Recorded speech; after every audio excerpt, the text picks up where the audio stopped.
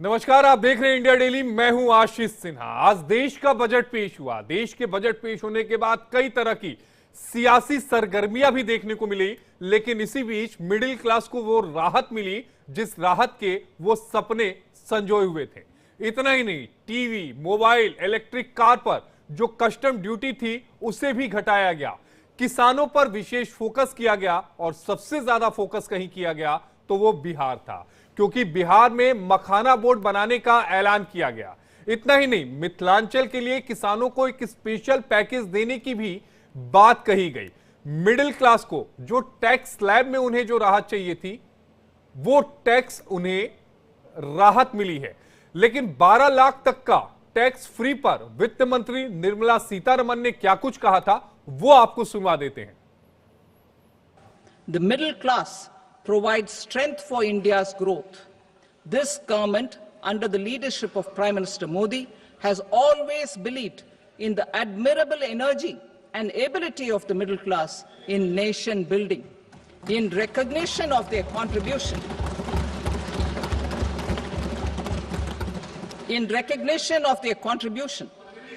we have periodically reduced their tax burden. Right after 2014, the nil tax slab was raised to 2.5 lakhs of rupees, which was further raised to 5 lakh rupees in 2019 and to 7 lakh rupees in 2023. This is reflective of our government's trust on the middle class taxpayers. I am now happy to announce that there will be no income tax payable up to income of 12 lakh rupees.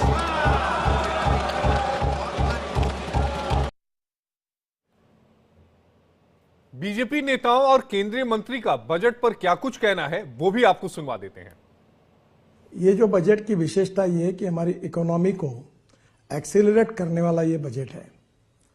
जहां तक infrastructure को हर समय वित्त मंत्री प्राथमिकता देते हैं, इस समय भी हमारा बजट बढ़ा है, जिसके कारण इंफ्रा रोड सेक्टर में इसका बहुत बड़ा फायदा होगा। मुझे इस बात की खुशी है कि कृषि विभाग की ओर उन्होंने विशेष रूप से ध्यान दिया है। तिलहन हो, विशेष रूप से तेल बिया हो, इसके उत्पादन कैसे बढ़े और किसान आत्मनिर्भर कैसे बने, इसका भी विचार किया गया है। विशेष रूप से इनकम टैक्स के बारे में एक रिफॉर्म करके नया कानून लाकर इसको और सरलीकरण उसका करना, ये जनता के लिए बहुत बड़ी राहत होगी। और 12 लाख रुपए के उत्पादन के लिए इनकम टैक्स में जो राहत दी गई है, वो भी बहुत महत्वपूर्ण है। विशेष रूप से मिडिल क्लास का विचार किया गया है और मध्यम वर्गीय, उसके साथ लोअर मिडिल क्लास और गांव गरीब मजदूर किसान, इसमें रोजगार कैसे निर्माण हो और सस्टेनेबल डेवलपमेंट कैसी हो, इसका विचार करते हुए इस बजट ने पब्लिक प्राइवेट इन्वेस्टमेंट को इनकरेज किया। तो बजट में कई खास राहतें दी गई हैं। सस्ता क्या हुआ है? भारत में जो कपड़े हैं वो सस्ते होंगे। महंगा क्या होगा वो भी आपकी टीवी स्क्रीन पर चल रहा है। मोबाइल फोन सस्ते होंगे। 82 सामानों से जो सेस है उसे हटाया गया। फैब्रिक जरूर महंगा होगा, लेकिन लेदर के जैकेट सस्ते हो जाएंगे। ये वो चीजें हैं जो बजट में सस्ता और महंगा। जूते सस्ते होंगे, बुने हुए कपड़े महंगे होंगे। हैंडलूम कपड़े जो हैं वो सस्ते होंगे, फैब्रिक महंगा होगा। 36 कैंसर की जो दवाएं हैं वो सस्ती होंगी। फ्लैट पैनल डिस्प्ले जो है वो महंगा होगा, लेकिन मेडिकल के जो उपकरण हैं वो सस्ते होंगे। एलईडी, एलसीडी जो टीवी है वो सस्ती होगी। बिहार के लिए जो वित्त मंत्री हैं वो मेहरबान हैं। मखाना बोर्ड, फूड टेक्नोलॉजी संस्थान, ये सब कुछ।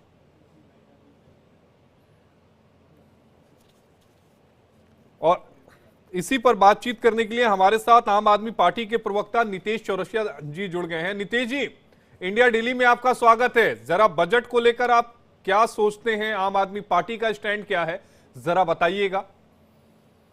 सर्वप्रथम तो मैं अरविंद केजरीवाल जी की लड़ाई को धन्यवाद करता हूं कि कम से कम उनकी एक लड़ाई, जिसका एक महत्वपूर्ण हिस्सा था मिडिल क्लास वर्ग के लिए, जिसमें से एक था कि इनकम टैक्स की सीमा को कैसे 10 लाख से अधिक किया जाए, और जिस पे सरकार ने काम करा। तो हमारी पहली लड़ाई एक मजबूत लड़ाई थी अरविंद केजरीवाल जी की। लेकिन इसके साथ साथ हम चाहते थे कि शिक्षा का बजट 10% हो, जो कि मात्र 4% ये रखती है ये सरकार पूरे बजट को। जैसा मैं देख पा रहा हूँ, और हमने ये कहा था कि कम से कम इस बजट में ये प्रावधान हो सके कि किसी भी जो जो व्यवसायिक लोग हैं, जो बड़े लोग हैं, जो व्यक्ति विशेष हैं, जिनको बहुत बड़े बड़े कर्जे देके सरकारें माफ कर रही हैं, वो बंद किया जाए इस बजट के माध्यम से। और इसके बाद जो मिडिल क्लास को लोन मिलता है, चाहे वो एजुकेशन, चाहे वो होम लोन हो, चाहे व्हीकल लोन हो, जैसे छोटे छोटे जो लोन होते हैं उस पर रियायत देने की बात करी जाए। साथ साथ हमने ये भी कहा था कि जो हेल्थ इंश्योरेंस पे जीएसटी लगाई जा रही है उसको तत्काल प्रभाव से विड्रॉ करा जाए और हेल्थ का भी बजट बढ़ाया जाए, जबकि सरकारें इस पे ध्यान नहीं दे रही। अभी भी लगभग 3 से 3.5% का ही बजट केंद्र सरकार ने इस मामले में रखा है, जो कि बहुत ही निंदनीय है। कुछ जरूरी जो बहुत इसेंशियल कमोडिटीज हैं उसमें हमने मांग करी थी कि किस प्रकार उसमें जीएसटी की दरें घटाई जाए, कम करी जाए, क्योंकि हर व्यक्ति लगभग जीएसटी देता है। ऐसे में जो जरूरी चीज है, जो जरूरी एसेंशियल प्रोडक्ट है, उसमें कुछ तो सरकार ने माना है, और लेकिन हमारी लड़ाई है, हमारी अभी भी लड़ाई जारी रहेगी कि बाकी सब चीजों पे भी न सिर्फ ये थानापूर्ति हो, इसको ग्राउंड स्तर पे उतारा जाए और ग्राउंड स्तर पे उतार के इसके रियायत प्रत्येक व्यक्ति तक को मिल सके। लेकिन नीतीश जी, दिल्ली में विधानसभा के चुनाव होने वाले हैं, मैं आता हूं आप पे। दिल्ली में विधानसभा के चुनाव होने वाले हैं, 5 फरवरी को वोटिंग होने वाली है। टैक्स स्लैब में जो राहत दी गई, आप ये कह रहे हैं कि अरविंद केजरीवाल जी ने इसको लेकर प्रमुखता से इस मुद्दे को उठाया था, लेकिन बीजेपी के नेता ये कह रहे हैं कि ये मास्टर स्ट्रोक है। भारतीय जनता पार्टी दिल्ली के साथ एक दोहरा रवैया अपनाती है। एक तरफ जहां बिहार राज्य और अन्य राज्य जहां चुनाव होने वाले हैं वहां के लिए पिटारे खोल देती है, और दिल्ली जबकि डेवलपमेंट के लिए दिल्ली के लोग केंद्र सरकार को 1,73,000 करोड़ रुपए देते हैं, उसके एवज में दिल्ली को सिर्फ 325 करोड़ रुपए मिलता है। हमारी चीफ मिनिस्टर साहिबा तिशी मैडम ने मांग करी थी 20,000 करोड़ रुपए की, जो कि केंद्र सरकार देती है म्युनिसिपल कॉर्पोरेशन के डेवलपमेंट के लिए, दिल्ली के डेवलपमेंट के लिए भी मांगा था। लेकिन बड़ी हास्यास्पद बात है कि एक पेनी रुपीज भी इस पूरे बजट में प्रावधान नहीं किया गया। हमारे साथ एक दोहरा व्यवहार किया जाता है इस सरकार के द्वारा। दिल्ली की जनता को कुछ नहीं समझा जाता, और ये आज 10 सालों से भारतीय जनता पार्टी दिल्ली के लोगों को भी नकारती आई है, और इस बार के चुनाव में फिर से दिल्ली की जनता भारतीय जनता पार्टी को नकारने जा रही है। हम टैक्स स्लैब पर पहले चलते हैं, एक-एक करके चलेंगे। एक तो 12 लाख की कमाई पर कोई टैक्स नहीं, बुजुर्गों के लिए टैक्स छूट डबल कर दी गई है, टीडीएस की सीमा 10 लाख रुपए कर दी गई है, 4 साल तक अपडेटेड जो आईटीआर है वो भर सकेंगे, किराया आदमी पर टीडीएस छूट 6 लाख रुपए कर दी गई है। ये जो सारी चीजें हैं, चाहे अगर हम मोबाइल फोन और ई कार पर हम बाद में आएंगे, लेकिन ये जो 5 अहम चीजें बता रहा हूं, ये सीधा सीधा middle class, lower middle class इसको प्रभावित करती है। देखिए, लोअर क्लास और मिडिल क्लास को प्रभावित क्या करता है मैं बताता हूँ। दिल्ली की सुविधाएं प्रभावित करती हैं। अगर आप बिजली माफ करते हैं, दिल्ली में बिजली माफ है तो 4,000 से 5,000 रुपए प्रति माह उसके बचते हैं। दिल्ली में पानी माफ है, 2,000 से 3,000 रुपए प्रति माह उनकी बचत होती है। दिल्ली में महिलाओं की बस यात्रा फ्री है, 2,000 से 3,000 प्रति माह बचत होती है। दिल्ली में फ्री शिक्षा है तो नॉन एन एवरेज 5,000 रुपए से 10,000 रुपए प्रत्येक परिवार को इसका लाभ मिलता है। और अगर हम संजीवनी योजना लागू करते हैं तो 5 से 7,000 रुपए का ऑन एन एवरेज प्रत्येक बुजुर्ग नागरिकों को भी इसका लाभ मिलेगा। मोटा मोटी महीने का 30 से 40,000 रुपए आम आदमी पार्टी के किए हुए नीतियों से, किए हुए कार्यों से आम जनमानस को, जो लोअर क्लास है, मिडिल क्लास है, लोअर मिडिल क्लास है, उनको लाभ मिलता है। बजट का मतलब ये, मेरा मानना है, अभी आपके समझ क्या चल रहा है, आपने साल का एक बेनिफिट दिया इतने लंबे समय के बाद, और उसमें भी हमारी लंबी लड़ाई रही। हमने कहा जीएसटी का दर कम किया जाए। 28% जीएसटी आप लेते हैं कई सारे महत्वपूर्ण चीजों पे, आप 18% टैक्स लेते हो। क्या मतलब है? टोल अननेसेसरी इतने बड़े स्तर पे चल रही है, टोल आप इतने बड़े स्तर पे लेते हो। जब सरकारें सिर्फ टैक्स लेने का ही काम कर देगी तो फिर आम जनमानस की परचेजिंग कैपेसिटी कैसे बढ़ेगी? हमने दिल्ली में लोगों को रियायत दी, राहत दी, और उन्होंने 25,000 करोड़ के बजट को 75,000 करोड़ पे लाकर रख दिया, और हमें किसी भी चीज में कोई वृद्धि करने की जरूरत नहीं पड़ी, कोई नया टैक्स इवेजन नहीं करना, कोई इंट्रोड्यूस नहीं करना पड़ा। तो ऐसे में मेरा व्यक्तिगत तौर से मानना और हमारी पार्टी का भी मानना है कि जनता जनार्दन है, जनता से हम टैक्स लेते हैं, और जनता के हित के कार्य होने चाहिए, ना कि किसी व्यक्ति विशेष के, ना ही किसी अपने दोस्त मित्र यार। जी नीतीश जी, हमारे साथ आकाश यादव जी भी जुड़ गए हैं, कांग्रेस पार्टी के प्रवक्ता हैं। आकाश जी, आपका स्वागत है इंडिया डेली में। मोदी सरकार के बजट पर पहला रिएक्शन कांग्रेस पार्टी का। देखिए, मैंने पहले ही कहा आपके ही चैनल पे कि ये पूरी तरीके से जैसे एक मछुआरा अपनी मछली पकड़ने के लिए आटा गूंद के डालता है, लालच देता है, लालच देके शिकार करने वाला बजट। सही मायने में ये डायरेक्ट टैक्स को लोगों को ये करके चुनावी जुमला जिस तरीके से होता है उस तरीके से 12 लाख का जो स्लैब है इसको बीजेपी गवर्नमेंट बिहार के लिए, दिल्ली के लिए यूज करना चाहती है। लेकिन इनडायरेक्ट टैक्स के माध्यम से आज छोटा व्यापारी हो, किसान हो, महिला हो, किसी को राहत इस बजट ने नहीं दिया है। ना युवाओं को कुछ रोजगार की संधि इससे मिल रही है। आज ग्रेजुएट जो यंग हमारे यंगस्टर है उनके लिए कोई अपॉर्चुनिटी नहीं है। हेल्थ केयर में ये पूरी तरीके से बजट फेल है।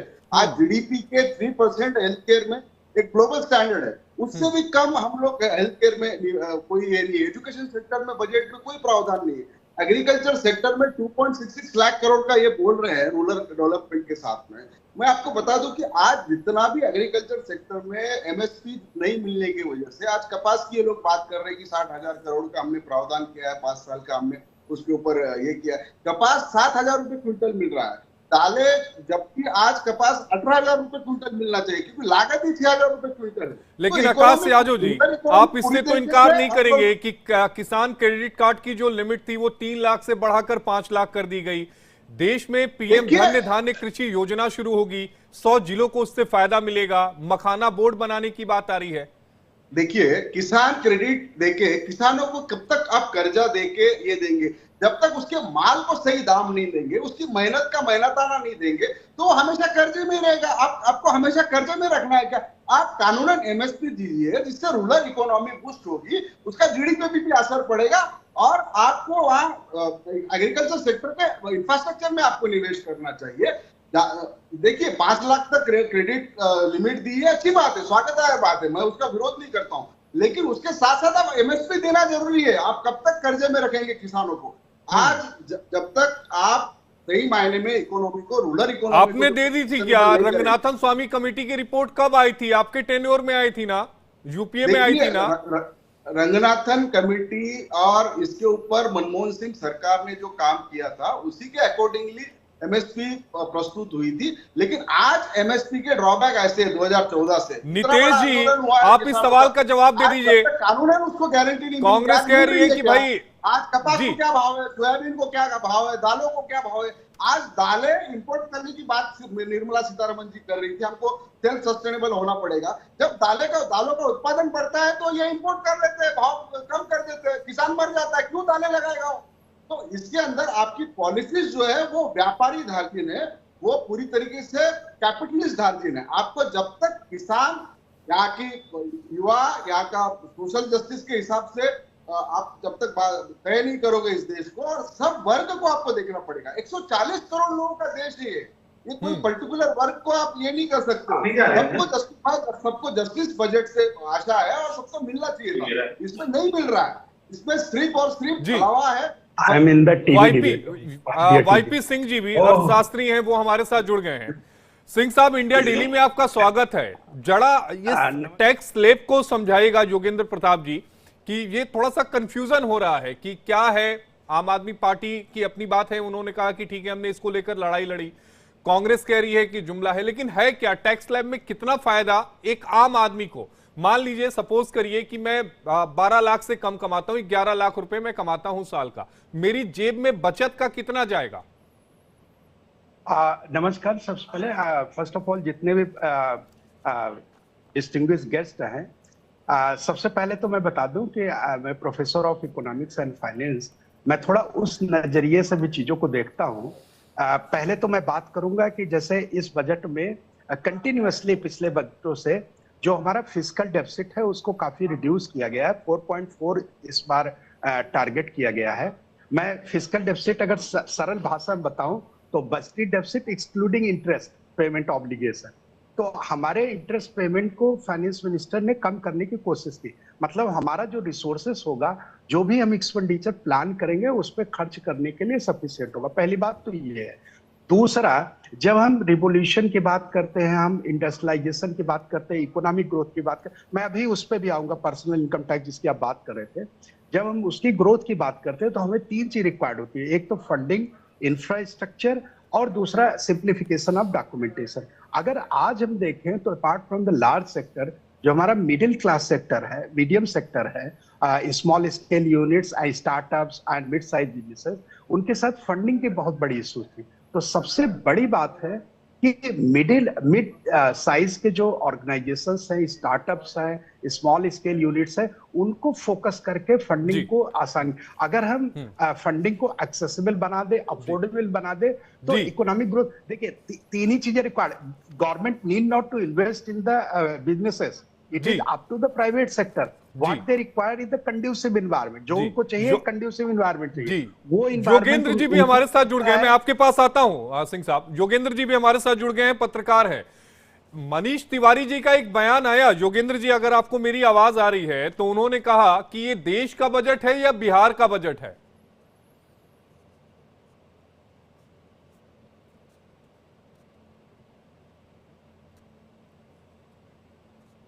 समीर जी आपको मेरी आवाज आ रही है? हाँ मुझे आ रही है शायद। समीर जी एक बड़ा मनीष तिवारी जी का एक बयान आया, उन्होंने सीधे बजट पर ही सवाल उठा दिया और कहा कि मुझे समझ में नहीं आया कि ये देश का बजट है कि बिहार का बजट है। देखिए विपक्ष तो ये आरोप लगाएगा मुझे लगता है। आप देखिए जब भी बजट आता है तो उसके बाद अगर कोई चुनाव होता है तो कह दिया जाता है, आम आदमी पार्टी कह रही है कि दिल्ली को देखकर किया गया है, लालू प्रसाद के बेटे कह रहे हैं और मनीष तिवारी कह रहे हैं कि बिहार को देख के किया जा रहा है। तो मुझे लगता है कि बजट को पूरे देश के रूप में देखना चाहिए। बिहार भी देश का हिस्सा है। प्रधानमंत्री मोदी का जो बजट निर्मला सीतारमन ने पेश किया है 8वीं बार, मुझे लगता है सब वर्ग के लिए इसके अंदर है। आप देखिए मिडिल क्लास, मध्यम वर्गीय जो नौकरी पेशा व्यक्ति है उसको 12 लाख रुपए तक की इतना बड़ी एक इनकम टैक्स से छूट दे दिए। आप कैंसर जैसी दवाइयां इतनी जो महंगी है उसके ऊपर इंपोर्ट ड्यूटी खत्म कर दी है। बिहार के अंदर बहुत से एयरपोर्ट और मखाना तो वहां पर बोर्ड बनाने की घोषणा कर दी गई है। SC/ST जो महिलाएं जो व्यवसाय करना चाहती है उनके लिए एक फंड की व्यवस्था प्रधानमंत्री मोदी ने किया। तो जो प्रधानमंत्री मोदी का जो ज्ञान का था GYAN, कि G से गरीब, Y से युवा, A से अन्नदाता और N से नारी, तो ज्ञान को पूरा कवर किया प्रधानमंत्री मोदी ने और हर वर्ग को उसके अंदर कवर किया। और आप देखेंगे इस बजट में सबके लिए, किसानों के लिए क्रेडिट लिमिट बढ़ा दी गई है, किसानों को कई सुविधाएं उसके अंदर दी गई है, युवाओं को रोजगार करने के लिए दिया गया है। तो मुझे लगता है कि हर वर्ग का ध्यान रखा और सबके लिए बजट के अंदर प्रधानमंत्री, मतलब आप ये मान रहे हैं कि ये बजट बिहार के लिए नहीं है, जिस तरह की बातें की जा रही है कि ये बजट बिहार के लिए नहीं है। ये बजट 140 करोड़ जनता के लिए, देश के लिए, विकसित भारत के लिए। आकाश यादव जी इस बात से आप इत्तेफाक रखेंगे? समीर जी की बात सुन रहे होंगे। देखिए बिहार के लिए, बिहार देश का अंग है ये सभी मानते हैं, लेकिन जो नीतीश कुमार जी के इन्फ्लुएंस में और खास करके बिहार में होने वाले चुनाव को लेके निर्मला सीतारमन जी ने जो, देखिए हम फेडरल स्ट्रक्चर में रहते हैं, प्रादेशिक असमानता इस देश में होना गलत बात। आज बिहार को ज्यादा दे दिया गया है, ठीक है, वो आज उनकी प्रेशर उनके ऊपर है तो दे रहे हैं। नीतीश बाबू को 15,000 करोड़ दे दिया, अपने चंद्रबाबू नायडू को आंध्र प्रदेश में 15,000 करोड़ दे दिया गया। उनकी डिमांड थी और उनको देना पड़ेगा, सरकार बैसाखी पे उन्हीं के भरोसे पे। तो यह देश भी समझता है, कहीं ना कहीं मोदी जी फेडरल स्ट्रक्चर के हिसाब से पूरे स्टेट को जैसा किस तरह न्याय दे सकते हैं उस तरीके से देना चाहिए। कर्नाटक को भी देना चाहिए था, हिमाचल को भी देना चाहिए था, हमारे तेलंगाना को भी देना चाहिए था। तो जो फेडरल स्ट्रक्चर के अंदर इंडियन डेमोक्रेटिक में सिस्टम में जो न्याय है वो करना चाहिए था, वो नहीं हो रहा है। तो इसके ऊपर क्रिटिसिज्म तो होगा, क्रिटिसिज्म होगा, लेकिन नितेश जी आपने समीर जी को सुना होगा।